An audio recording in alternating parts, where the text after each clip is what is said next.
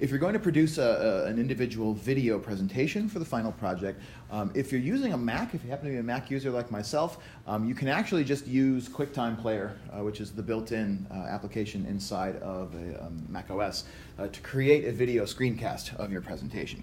If that's you, launch QuickTime Player in the usual way that you would, and then just from the File menu, choose New Screen Recording. Jump in there. If you choose the drop-down, it'll let you make sure that your microphone is selected. So make sure before you submit a video that it does clearly have your voice in it, so that you can talk us through everything. So internal microphone. Now when I talk, I should see the little level meter doing its thing. And then when you click to record, presumably you're going to have a PowerPoint or a Google slide presentation. You'll make that full screen. And then in QuickTime, it just says click to record the full screen. Once you do that click, it's going to start recording and give you a little stop button up here in your status bar up at the top. Talk us through your presentation, flip through it, do whatever you need to do.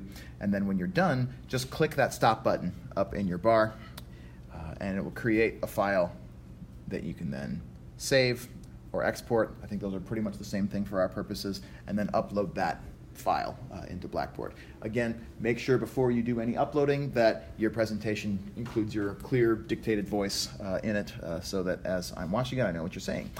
Video should be between 5 to 10 minutes in length for this presentation, so try and shoot for explaining not just the text that's on each of your slides, but make sure that your explanations are adding to what's in your slides visually, right? So don't just read your slides, but give us the full story. Again, as though the viewer is somebody on a board of directors that you have to sell this marketing product to.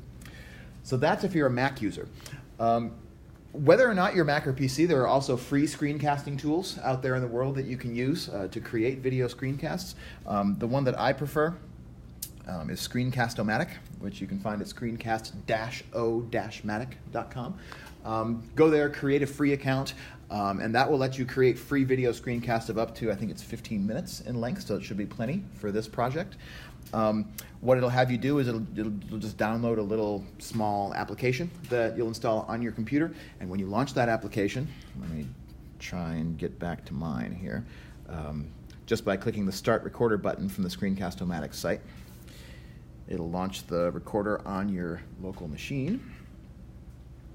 One of the nice things about Screencast-O-Matic that I like, and why I sometimes use it instead of QuickTime on my Mac even, is that it allows you not just to capture your screen recording, but you can also duplex the screen with a webcam.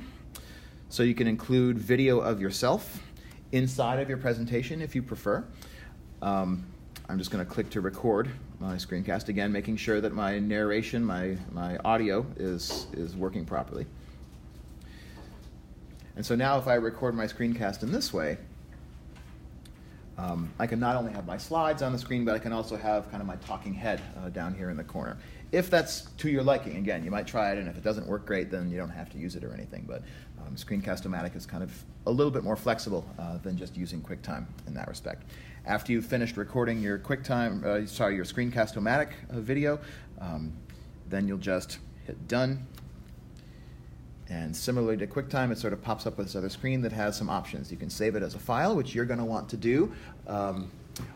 Or I believe Screencast-O-Matic gives you some free web space to just host your video file online. If you do that, it'll upload it to Screencast-O-Matic and give you a link.